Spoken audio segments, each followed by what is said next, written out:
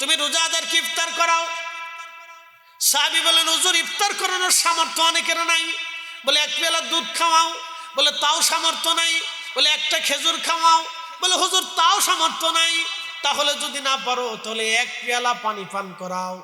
যদি পানিও পান করে রোজাদারকে পান করে তৃষ্ণা মিটাও।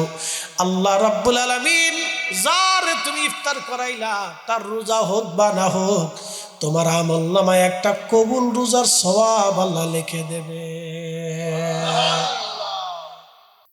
চার মৌজাবাসী আল্লাহর নবীর জন্য বলেন বেশি বেশি তোমরা মাপ চাও, খোদার দরবারে ক্ষমা চাও বিনা হিসাবে। আর একবার যদি কিয়ামতের ময়দানে তোমাদের হিসাব আল্লাহ চেয়ে বসে তাহলে আর কোনো নাজাতের রাস্তা হবে না। আমার উম্মত যদি হিসাব চায় তাহলে আমার উম্মত ধ্বংস হয়ে যাবে, আমার উম্মত ধ্বংস হয়ে যাবে। যদি হিসাব চেয়ে বসে উম্মত একেবারে ধ্বংস হয়ে যাবে। এই জন্য আল্লাহ বলেন ফায়ুনাব্বিউকুম বিমা কুনতুম তা'মালুন। ও নবী আমার, আমি আমার বান্দাদের তাদের আমল সমূহ কিয়ামতের ময়দানে দেখায় দিব। এই জন্য মনে রাখবেন আপনি যদি অন্যায়ভাবে একজনকে থাপ্পড় মারেন তাও কিয়ামতের ময়দানে জবাব দিতে হবে। একজনকে যদি অন্যায়ভাবে গালি দেন জবাব দিতে হবে। ওই যে আমাদের দেশের বহু ছেলেরা মেয়েরা বাবা মার হক আদায় করে না। কালকে দেখলাম এক বৃদ্ধ মা ভিক্ষা করতেছে। লোকে জিজ্ঞেস করলো ভিক্ষা কেন করেন? বলে আমার মেয়ে আমাকে এইখানে রেখে গেছে ভিক্ষা করার জন্য। আপনি বুঝেন তো 70 ঊর্ধ্ব একজন ব্যক্তি ভিক্ষার জন্য রাস্তার পাশে তার মেয়ে তার কলিজার টুকরা সন্তান তারে রেখে চলে গেল। সন্তান মাকে দিয়ে ভিক্ষা করাচ্ছে। এইভাবে যদি আমার 18 কোটি বাংলাদেশের মানুষের দিকে তাকান, শত শত মানুষ আজ নির্যাতিত, নিপীড়িত, অবহেলিত, অবহেলায় তারা দিন যাপন করে। এমন আছে সন্তানের 10টা সন্তান কিন্তু সন্তানরা কেউ বাবা মারে খেতে দেয় না। আমি দেখেছি 8 সন্তানের বাবা কাজ করে খায়। আমি দেখেছি 3 সন্তানের বাবা ভিক্ষা করে খায়। আমি দেখেছি 3-4 সন্তানের বাবারা এখনো রিক্সা চালায় খায়। তার অর্থ কি? মানুষ তার মানুষত্ব হারিয়ে ফেলতেছে, মানুষ তার বিবেককে ধ্বংস করে দিচ্ছে, মানুষ তার বিবেককে ধ্বংস করে দিচ্ছে, মানুষ তার মানুষত্ব হারিয়ে ফেলতেছে। ও মানুষ যদি মানুষত্ব হারিয়ে ফেলে তাহলে সে আর মানুষ থাকে না, সে অমানুষ হয়ে যায়, পশু হয়ে যায়। দেখবেন এই শীতের ভিতরে কত কুকুরের বাচ্চা হয়েছে। কোনো কুকুরের 8টা 10টা করে বাচ্চা হয়। জীবনে দেখবেন না কোনো কুকুর তার বাচ্চা রেখে পালিয়ে যায়, কারণ কুকুররা বাচ্চা রেখে পালায় চলে যায় না। কোনো কুকুর বাচ্চা রেখে পালায় না। কিন্তু আপনি যদি দেখেন কত নারী সন্তান রেখে পালিয়ে চলে যায়, কত সন্তান রেখে নারী পালিয়ে চলে যায়, কত সন্তান রেখে পুরুষ বাবা পালিয়ে চলে যায়। এইভাবে যদি চলতে থাকে তো সমাজ ধ্বংস হয়ে যাবে, মানুষ তার মানুষত্ব হারাবে। এই জন্য আল্লাহ বলেন ইত্তাকুল্লাহ, আমারে ভয় করো, হাক্কা তুকাতিহি, ভয় করার মতো তোমরা আমারে ভয় করো। আল্লাহর নবী বলেন বিদায় হিসেবে তোমরা মাপ চাও। হিসাব যদি রব্বুল আলামিন কিয়ামতের ময়দানে একবার চেয়ে বসে তাহলে তুমি শেষ, তুমি ধ্বংস। কারণ রবের দরজা থেকে তুমি হিসাব দিয়ে নাজাতের কোনো রাস্তা নাই। হিসাব দিয়ে তুমি পার পেতে পারবে না, হিসাব দিয়ে তুমি ক্ষমা পেতে পারবে না, কারণ হিসাব দেওয়া এত সহজ না। আপনি বুঝেন তো, শুধু দাঁত খিলাবে, সেই জন্য একটা কাঠ মালিকের অনুমতি ছাড়া নেওয়ার কারণে 40 বছর ধরে যদি কবরে কষ্ট পেতে হয়, তাহলে এইরকম ভুল যদি আমাদের জীবনে হাজার হাজার হয়ে থাকে তাহলে কত লক্ষ বছর আমাদেরকে আল্লাহর দরবারে আসামি হয়ে থাকতে হবে। আপনি একটু হিসাব করেন, শুধু দাঁত ইমাম আবুল ফারাজ তার কিতাবে লিখছে, হযরত ঈসা রুহুল্লাহ আলাইহিস সালাতু ওয়াস সালাম মুর্দারে ডাক দিয়ে দাঁড়াও কুম বিজনিল্লাহ। তো মুর্দা জিজ্ঞেস করলো, তো হালত কি? বলে, হুজুর হালত পর কঠিন অবস্থা। তো কি ভুল করছো? বলে, হুজুর আমার জিন্দেগির কোনো ভুল নেই, আমি কুলি ছিলাম, অনেক কষ্ট করে হালাল রুটি রুজি করছি, জিন্দেগি পার করছি। ভুল একটা ছিল, মালিকের অনুমতি ছাড়া একদিন এক কাঠ ঠুকরা নিয়ে আমি দাঁত খিলাল করছিলাম, অনুমতি নেইনি। তো বলতেছে, আল্লাহর বান্দা, মালিক তো তোমাকে বিনিময় দিয়েছিল, তো তুমি তার অনুমতি ছাড়া কাঠ কেন নিছো? আপনি বুঝেন তো, যদি কিতাবুজ জুহুদ আপনি পড়েন তো মনে হবে যে আমরা মুসলমানই না। আইম্মা ইকরামের কিতাব যদি কিতাবুজ জুহুদ পড়েন তো আপনি মনে হবে যে আপনি মুসলমানই না। এটা মনে হবে যে আপনি মুসলিমদের কাতারেই আসেন না। আপনি আমার কাছে মনে হবে যে আমরা আলেমরাও যারা আছে তাদেরও মনে হবে যে আমরা মুসলমান হই নাই, যদি কিতাব জুহুদ পড়া যায়। এই জন্য আমাদের দেশে আসলে কিতাবুজ জুহুদ পড়ানোর দরকার। কিতাবুজ জুহুদ বুঝছেন, এটাকে বলে মুজাহাদা। মুজাহাদা বুঝছেন? মুজাহাদা যিনি করেন তাকে বলে জাহিদ। জাহিদ কি আপনার বলি? শহীদ, জাহিদ, মুসলিম, মুমিন, আলিম।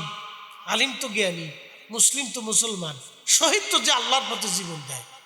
আর মুজাহিদ যিনি জিহাদ করেন। আর আরেকটা হচ্ছে মুজাহাদা, জাহিদ বলে। এই মুজাহাদা হচ্ছে দুনিয়া বিরাগী হওয়া, দুনিয়ার সবকিছু ছেড়ে দিয়ে শুধু আল্লাহর জন্য নিজের জীবনকে বিলীন করে দেওয়া। এটা কোটি কোটি মানুষের ভিতরে 2-1 জন মানুষ। এই যারা দুনিয়াতে মুজাহাদা করে গেছেন, এরকম তাদের জিন্দেগি আর জীবন যদি আপনি পড়েন তাহলে আপনি বুঝবেন যে মুসলমান কাকে বলে, মুসলিম কাকে বলে।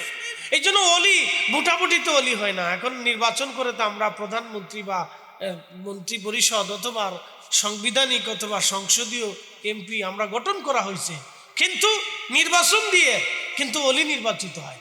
অলি নির্বাচন দিয়ে কিন্তু মুজাদ্দিদ, কুতুব, আবদাল, আকতাব, আলিম এগুলো নির্বাচিত হয় না। এটা নির্বাচিত হয় আল্লাহর পক্ষ থেকে। কথা ঠিক আছে কিনা? এই অলি নির্বাচিত হয় আল্লাহর পক্ষ থেকে। কিন্তু দুঃখ আর আফসোস, আমাদের দেশের কিছু মানুষ এই অলিদের বিরুদ্ধে চলে গেছে। তারা ভাবতেছে আমরা খুব জিতে গেছি। আপনি জিতেন নাই, আপনি ঠকছেন, জনমের তরে ঠকছেন, আখিরাতের ময়দানে ঠকছেন, কবরের জিন্দেগিতে ঠকছেন। আপনি অনেক ঠকছেন, মৃত্যুর সময় ঠকবেন, কবরে ঠকবেন, হাসরে ঠকবেন, মিজানে ঠকবেন, ফুলসিরাতে ঠকবেন, হাউজে কাউসারে ঠকবেন। আর সিমু আল্লাহর নিচে ছায়াগ্রস্ত যারা থাকবে, নূরের মিম্বরে, নূরের চেহারা, নূরের টুপি বইরা, আর সিমু আল্লাহর নিচে যারা জায়গা পাবে তারা অলি এবং অলির মুহিব্বিন যারা থাকবে তাদের জায়গা হয়ে যাবে।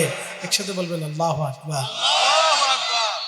এই জন্য অলিদের বিরুদ্ধে যারা গেছে তারা ঠকছে, এ জিতে নাই, এ তো বুঝে না, এ ঠকছে। অলি নির্বাচিত করে হয় না, বুটাবুটি দিয়ে হয় না, একটু উনি নির্বাচন করে। যিনি সূর্য উঠায়, যিনি সূর্য ডুবায়, যিনি আকাশ থেকে বৃষ্টি দেয়, যিনি জমিনকে সিক্ত করে, যিনি ফসল তৈরি করে, যিনি কোটি কোটি মখলুকরে তিনি একসাথে পরিচালনা করেন, তিনি 7 আসমান ও জমিনকে সৃষ্টি করেছেন, পুঙ্খানুপুঙ্খ তার সৃষ্টি নিয়ম বর্তিতে পরিচালিত হয়। কোন সৃষ্টির ভিতরে আপনি ভুল দেখবেন না। সময় মতো গাছে বোল ধরে, সময় মতো আম হয়, সময় মতো আম পাকে, সময় মতো আম খান, সময় মতো বৃষ্টি হয় না। চাইতে ঘুমাই রয়েছেন, আকাশ থেকে বৃষ্টি ঝপঝপ করে পড়তেছে। কোটি কোটি মাছ, আপনি এক মুঠো গম আপনি মাছের খাবার জন্য ছিটিয়ে দেন নাই, কিন্তু কোটি কোটি মাছ হয়।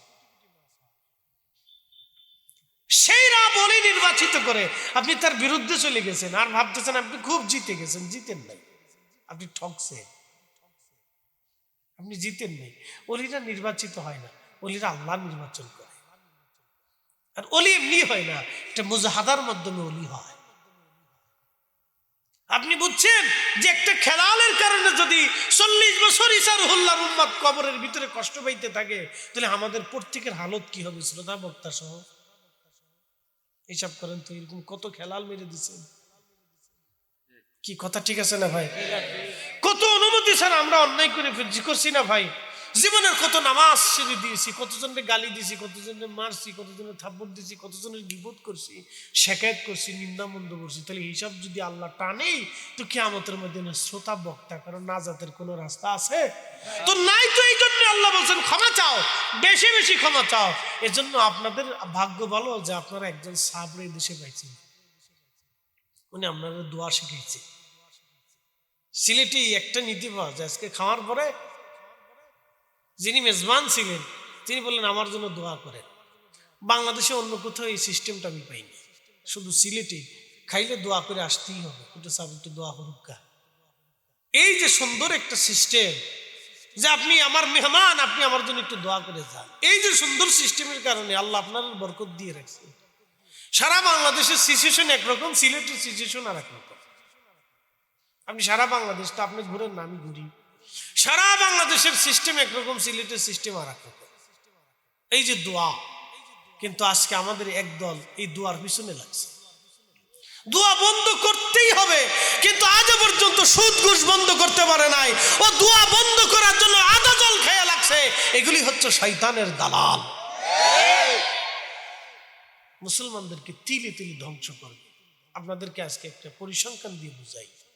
আজ থেকে 40 বছর আগে আমাদের দেশের নারীরা রাস্তায় কিন্তু কখনো বেপর্দায় বেরোইতো না, এবং পর্দা সহকারেও এত সহসা বেরোইতো না। কিন্তু এখন নারীরা মার্কেটে, সার্কেটে, বিয়ে শাদিতে, বাপরে বাপ, মায়ের চাইতে মায়ের বাউবালা, মায়ের মার বাউবালা, হেতাই মেকআপ সেকআপ করে সাজ্জে গুজ্জে মনে হচ্ছে যুবতী হয়ে আইছি। এতে এমন ভাব লইছে যে তোমরা আর আমার মাইয়ে কিতা দেখবা, আমারই দিক গেল।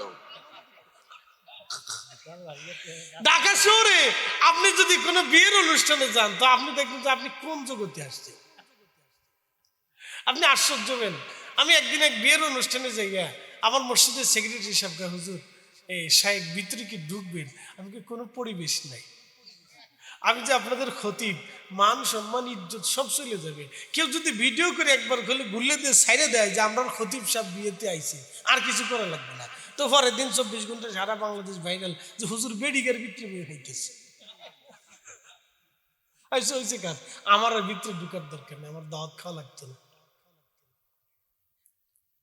কঠিন পরিবেশ।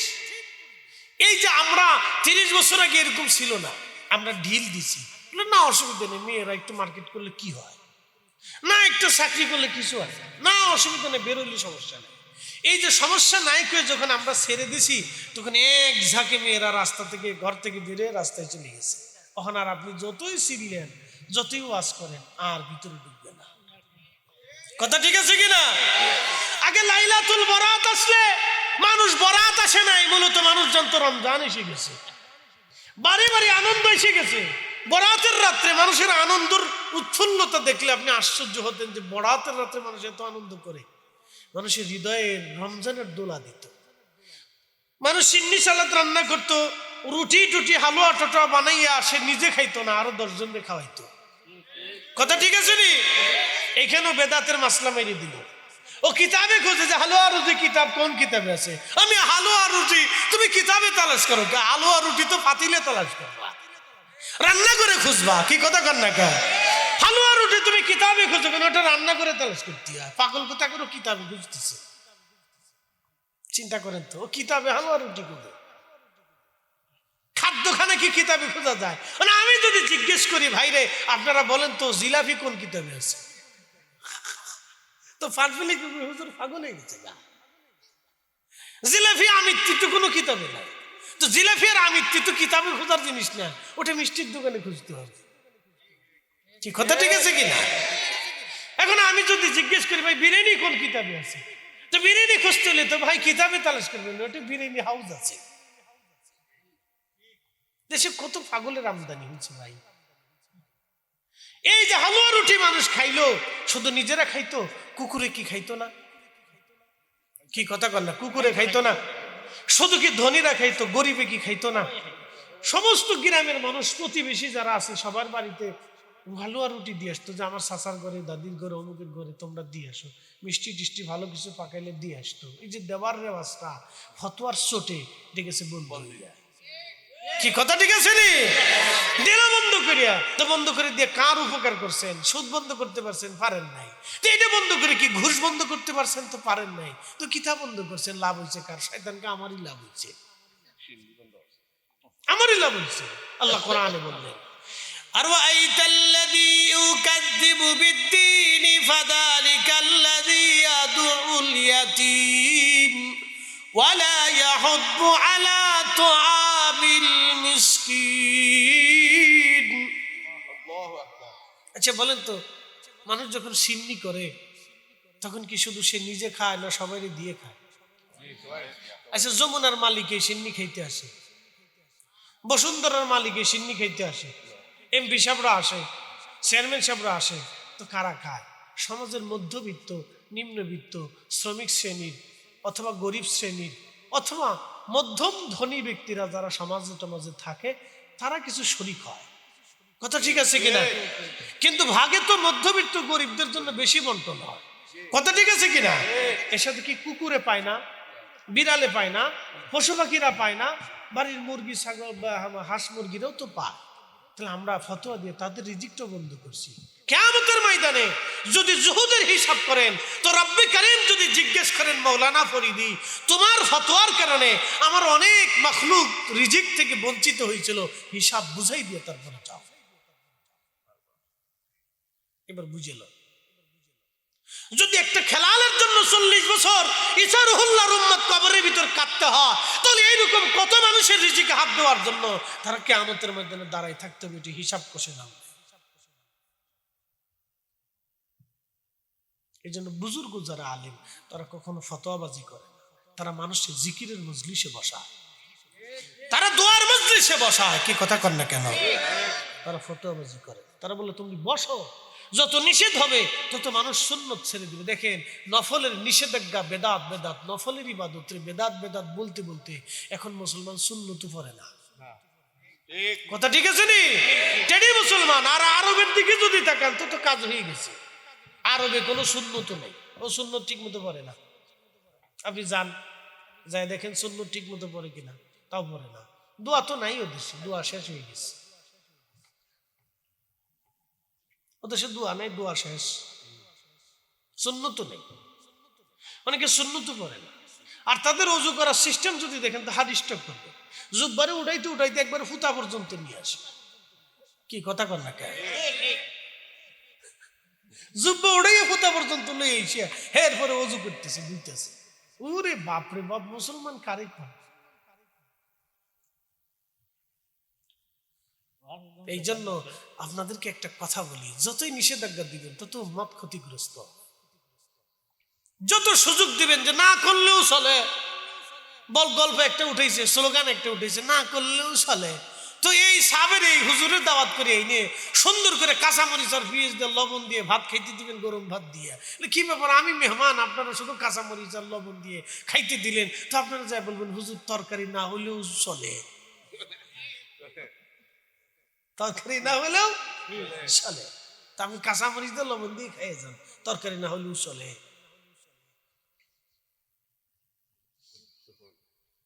প্রিয় উপস্থিতি, রব্বুল আলামিন বলেন, ফামাইয়া আমাল মিসকালা যাররাতিন খায়রান ইয়ারা ওয়া মাইয়া আমাল মিসকালা যাররাতিন শাররান ইয়ারা। অনুপরিমাণ নেকের কাজ যদি করো তারও বেনিফিট আমি তোমাকে দিয়ে দেব, অনুপরিমাণ গুনার কাজ যদি করো তারও প্রতিদান আমি তোমাকে দিয়ে দেব। এই জন্য কোরআনের বিধান অনুযায়ী নেকের কাজ ছোট হোক ছাড়ব না, গুনার কাজ ছোট হোক করব না। নেকের কাজ ছোট হোক ছাড়ব না, গুনার কাজ ছোট হোক করব না। এই জন্য আপনি যেটাকে গুনাহ মনে করতেছেন না, কিন্তু কিয়ামতের ময়দানে ওই কাজের জন্য আপনাকে পস্তাইতে হবে। কথা ঠিক আছে কিনা? আপনি নেক গুনার কাজ মনে করেন নাই, কিন্তু কিয়ামতের ময়দানে আপনাকে পস্তাইতে হবে।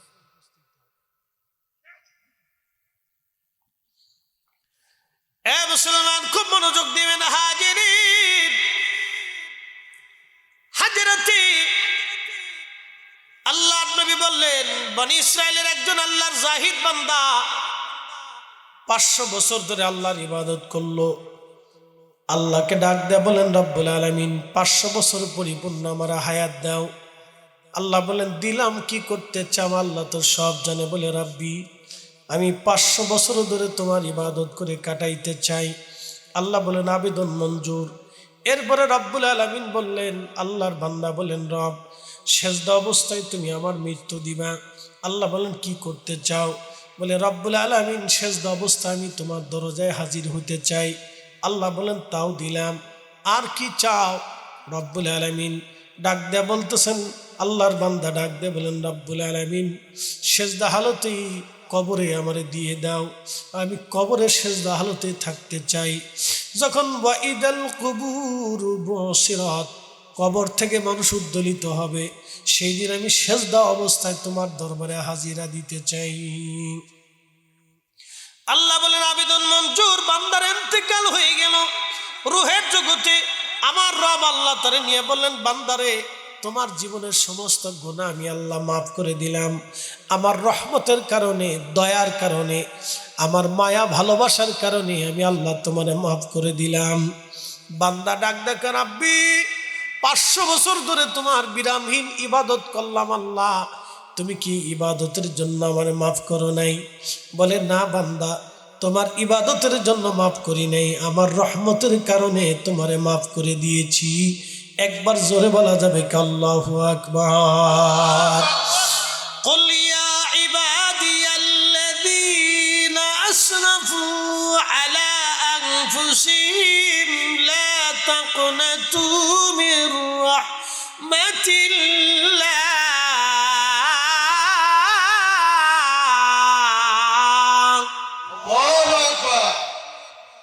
হুজুর, আপনি বলে দেন, বান্দা তুমি যত গুনাহ করো না কেন, যত অপরাধ করো কেন না কেন, ভয় পাইও না, নিরাশ হইও না।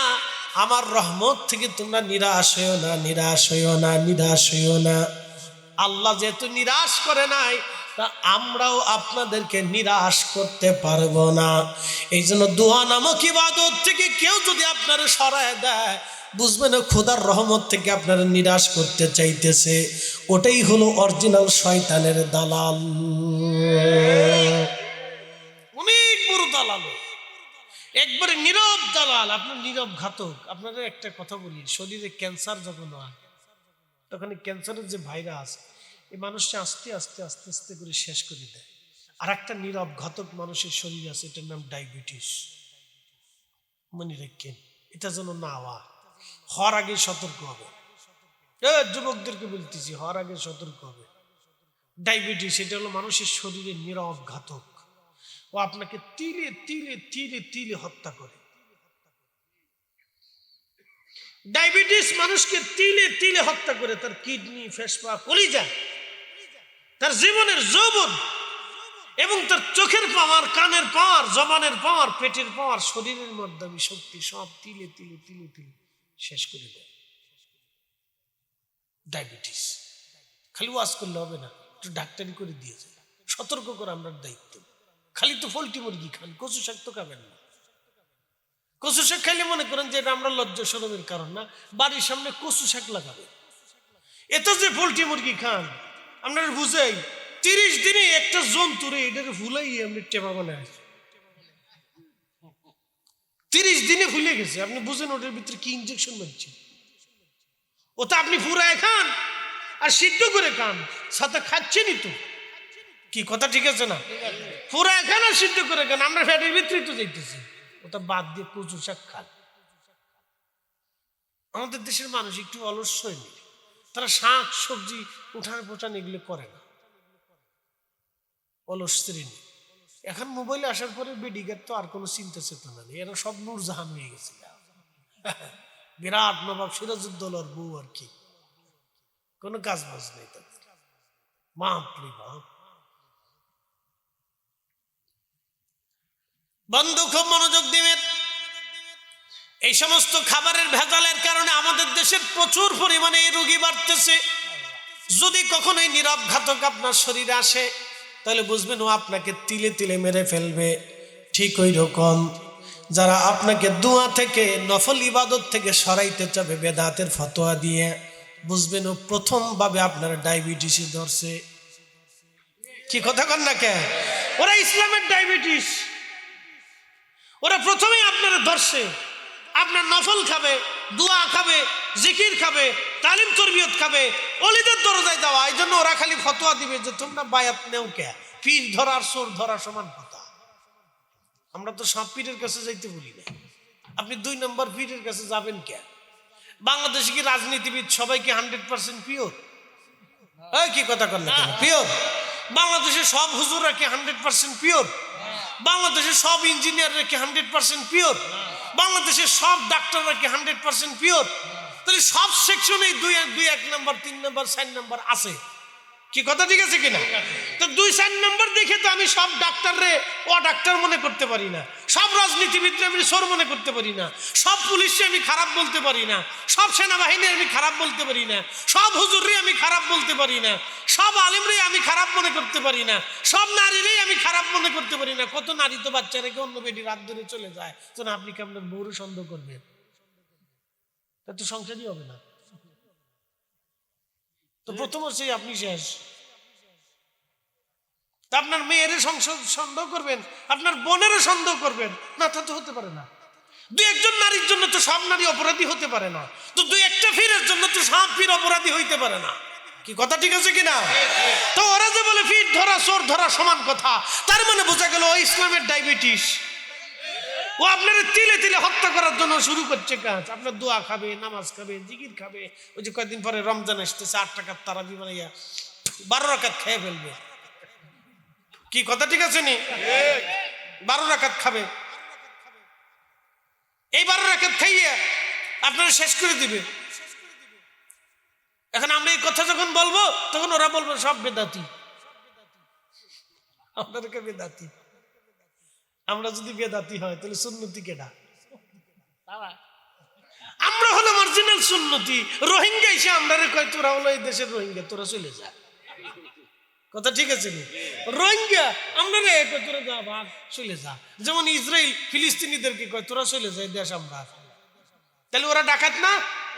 ইসরায়েলের হলো অরিজিনাল ডাকাত। ওরা ফিলিস্তিনিদের বাড়িঘর দখল করে ফিলিস্তিনিদেরকে শেষ করে দেওয়ার বুদ্ধি করছে।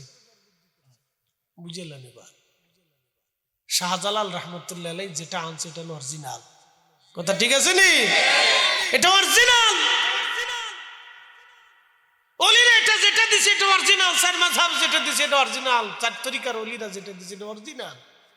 এখন যেটা আসতেছে নতুন নতুন আপনার হাদিসের দোয়াই দিবে। আপনি কয়টা হাদিস জানেন? আমি কয়টা হাদিস জানি বলেন তো? হাদিসের পর হাদিস আছে, ব্যাখ্যার পর ব্যাখ্যা আছে। 1400 বছর আগের গবেষণা আর 1400 পরের গবেষণা একরকম না। 1400 বছর আগের গবেষণা, 1200 বছর আগের গবেষণা আর এখনকার গবেষণা একরকম না তো। 1200 বছর আগের একজন ইমাম, তিনি 2 লক্ষ, 4 লক্ষ, 5 লক্ষ, 6 লক্ষ হাদিসের হাফেজ ছিল। তিনি 6 লক্ষ হাদিস জানে যে বেটার মুখস্থ ছিল, সেই লোকটা 6 লক্ষ হাদিসের গবেষণা করিয়া তারপর একটা মাসলা বের করছে। আর আমরা তো 6টা হাদিসও জানি না। কথা ঠিক আছে নি? রিক্সাওয়ালা হয়েছে আহলে হাদিস। এই লজ্জার কথা কেমনে করতাম? রিক্সাওয়ালা হয়েছে বলে আহলে হাদিস। আশ্চর্য। এই জন্য যত মুসলমানদেরকে নফল থেকে মারুম করবে তত মুসলমান একসময় সুন্নত ছেড়ে দিবে। ছাড়তে ছাড়তে একসময় দেখবেন ফরজ ছেড়ে দিচ্ছে। আমি মালয়েশিয়ার পুত্র যায়, একেবারে গভর্নর হাউস, যেটা আপনার কি বলে পার্লামেন্টের সামনে একটা মসজিদ আছে, খুব সুন্দর চমৎকার একটা মসজিদ। কোটি কোটি টাকা খরচ করে একটা মসজিদ নির্মাণ করছে। দেখলে আপনার কাছে সুন্দর লাগবে।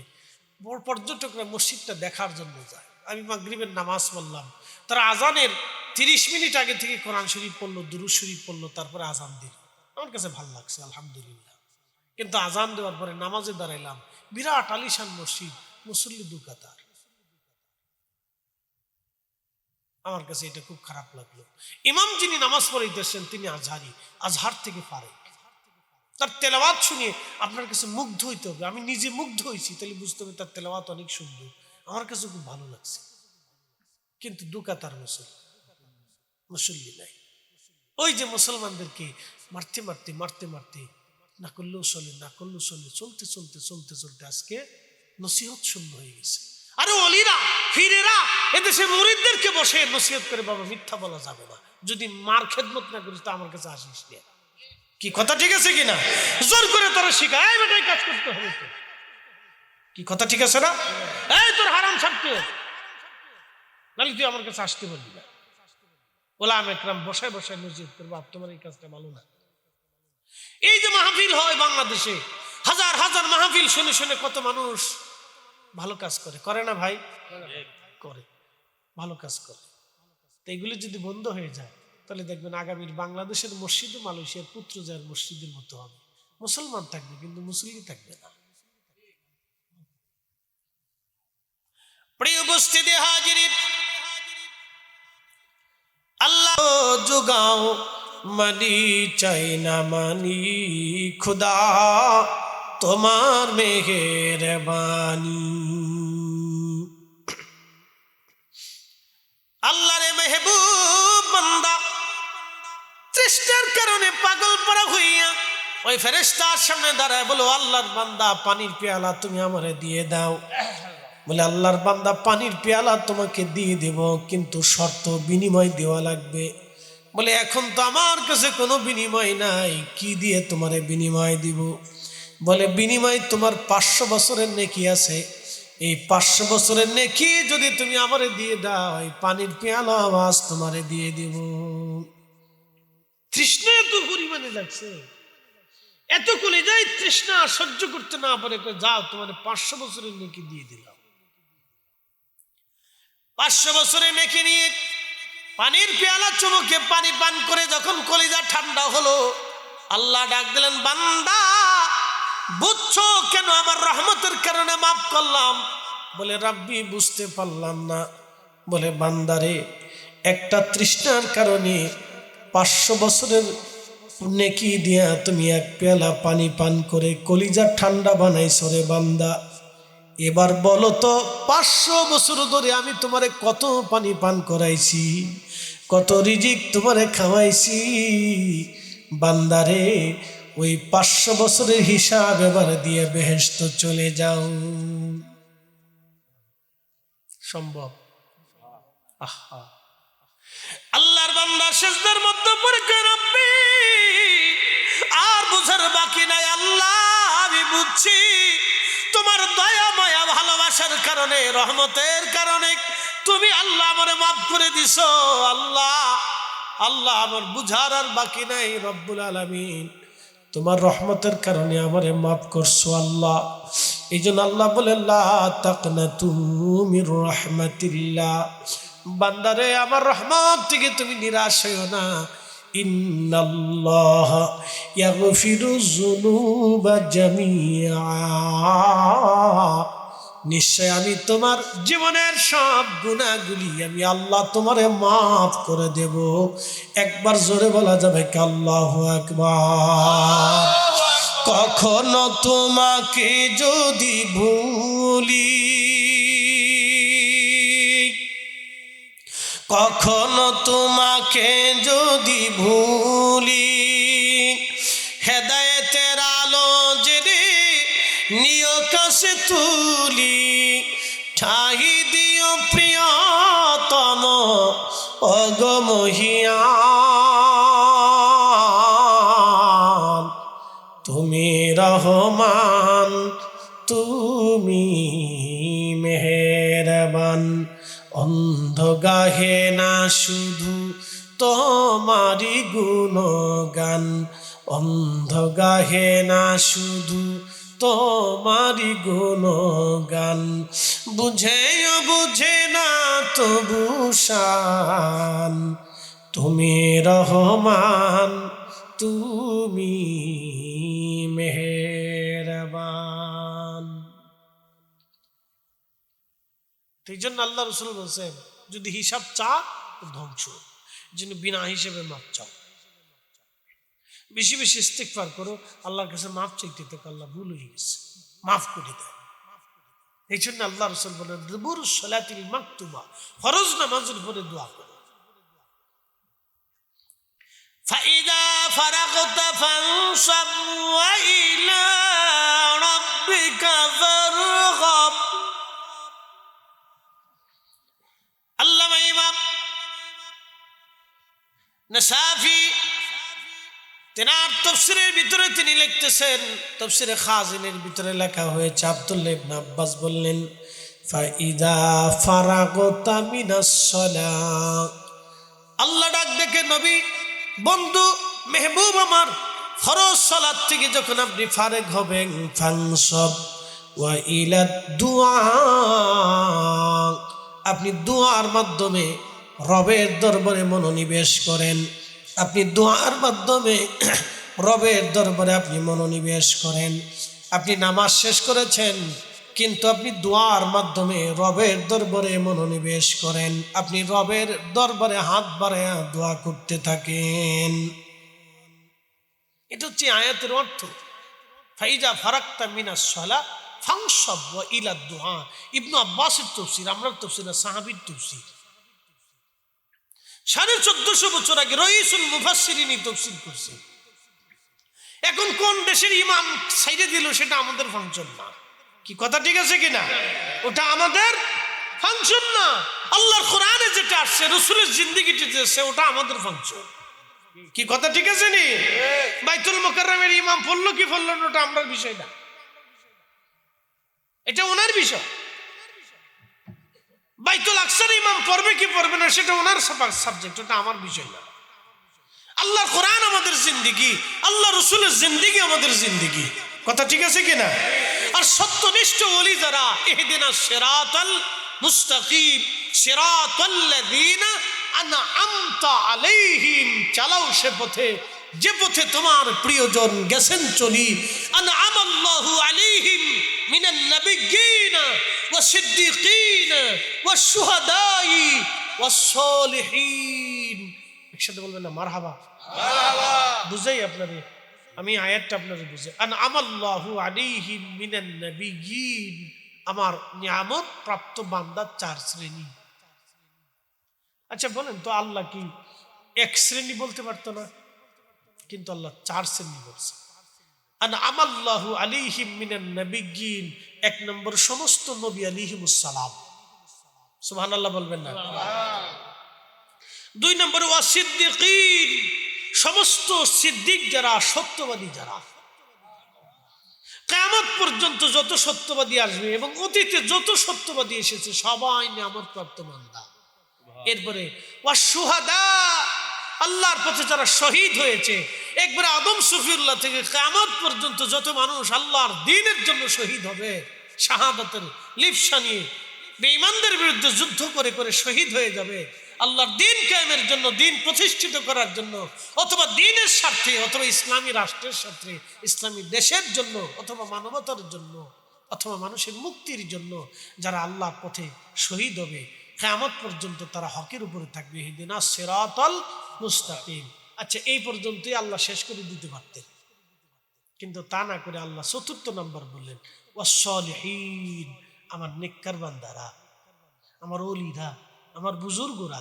আলা ইন্না আউলিয়া আল্লাহি লা খাউফুন আলাইহিম ওয়ালা হুম ইয়াহজানুন, তারা যাদের কোনো ভয় নেই, চিন্তা নেই, আমার ওলি যারা হবে তারা ইহদিনাস সিরাতাল মুস্তাকিম। আরে বাংলাদেশের সব হুজুররা যদি এক জায়গায় দাঁড়াইয়া জায়নামাজ সুরমা নদীর উপরে বিছায়, তো সুরমা নদী এই জায়নামাজ চিনবে না। কিন্তু শাহজালালি আমিনী মুজাররদি জায়নামাজ ছেড়ে দিয়েছিলেন, পানির সাহস হয় নাই জায়নামাজ ডুবাই দিতে।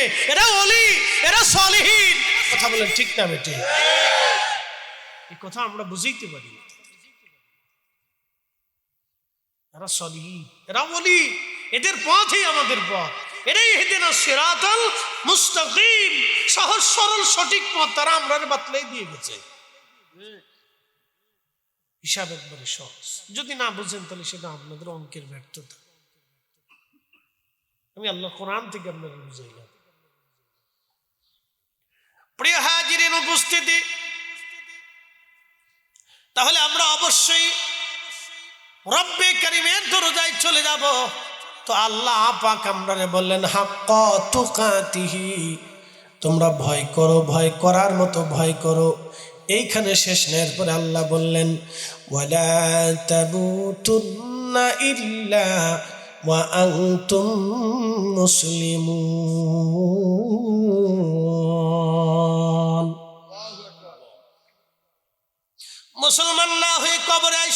মুসলমান হয়ে কবরে আসো, মুসলমান হয়ে কবরে আসো, মুসলমান হয়ে মুসলমান হয়ে মুসলমান হয়ে কবরে আসো।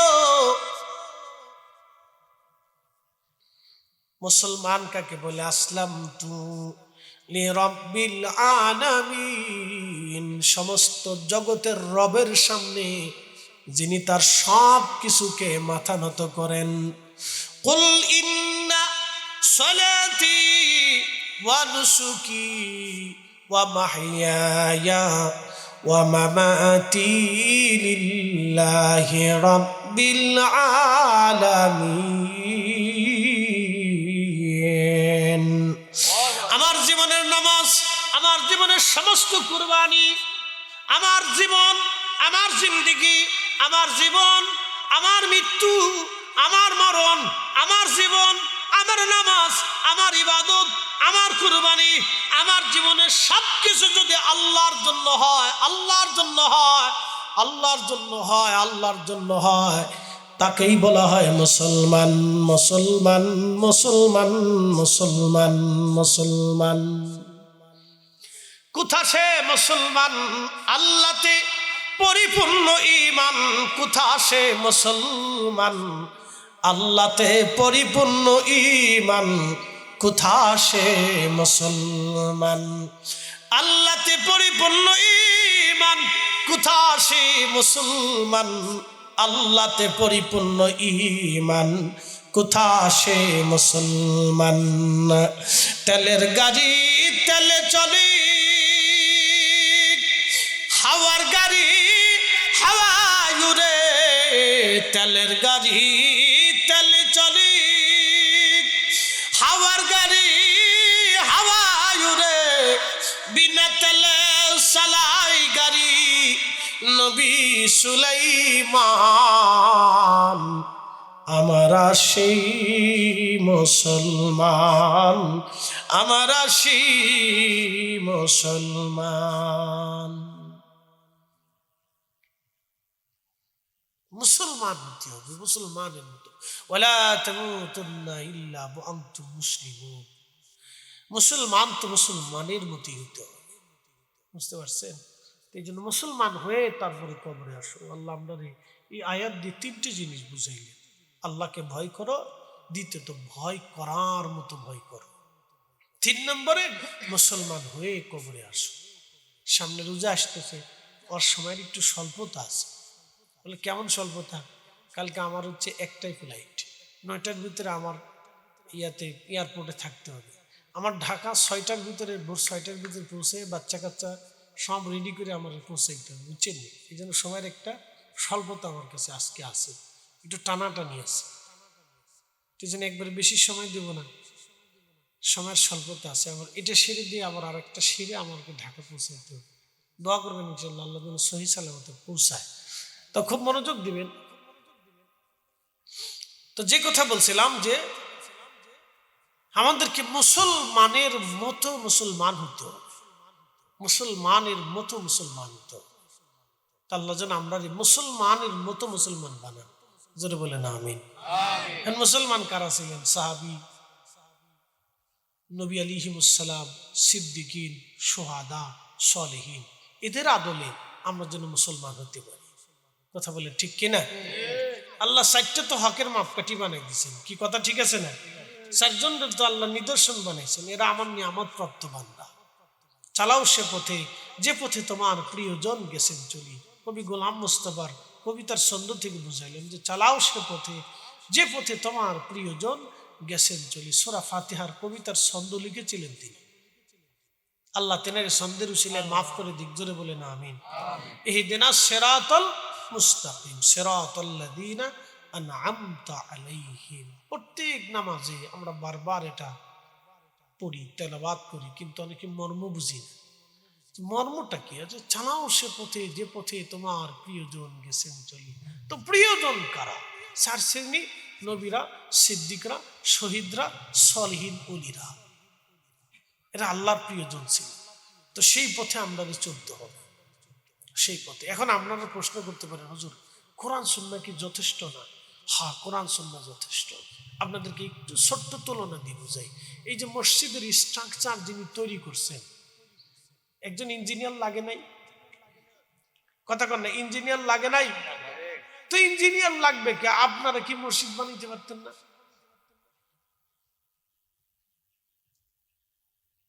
আপনারাই তো মসজিদ বানানোর জন্য যথেষ্ট। তো রাজমিস্ত্রির দরকার কি, ইঞ্জিনিয়ার দরকার কি? এবার বলে, আচ্ছা মানুষ অসুস্থ হয় না, তো ডাক্তার মানুষ দেখায় না, তো ডাক্তারের দরকার কি? আপনারাই তো যথেষ্ট।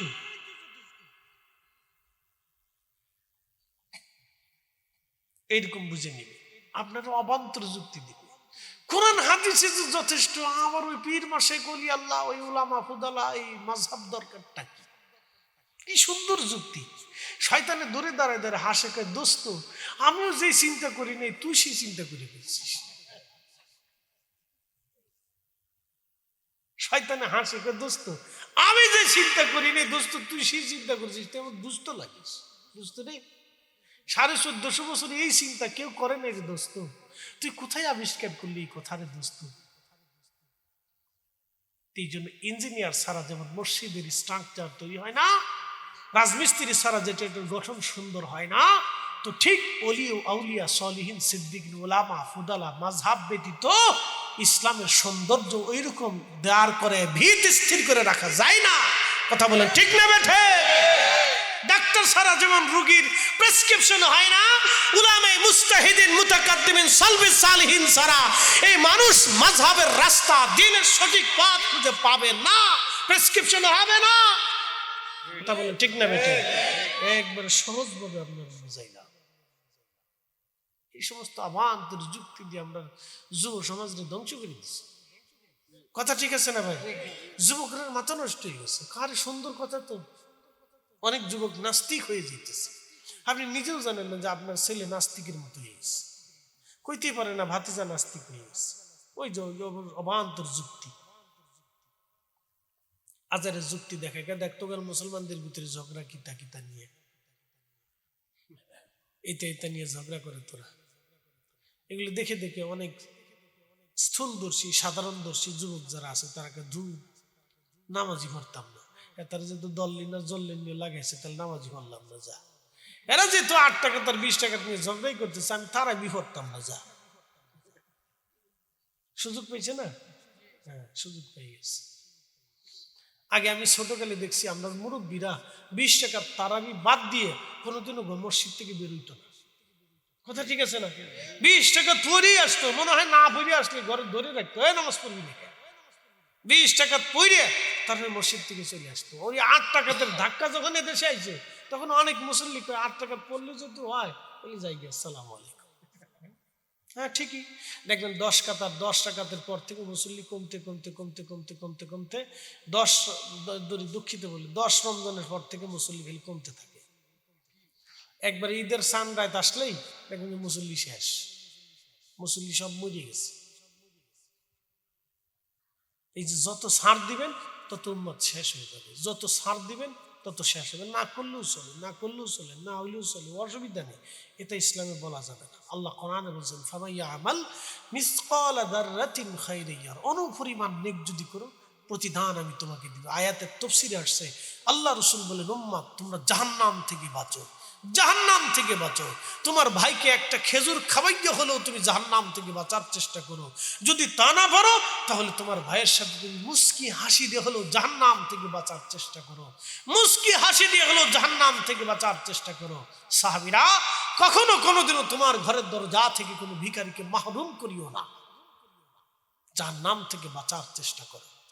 বুঝতে পারছেন? একটা খেজুর খাইও হলেও জাহান্নাম থেকে বাঁচার চেষ্টা করো। শোনেন আপনাদেরকে এখন একটু ছোট্ট করে বুঝাই, রমজানে ইফতার করানো কি ফরজ? বুঝেন নাই?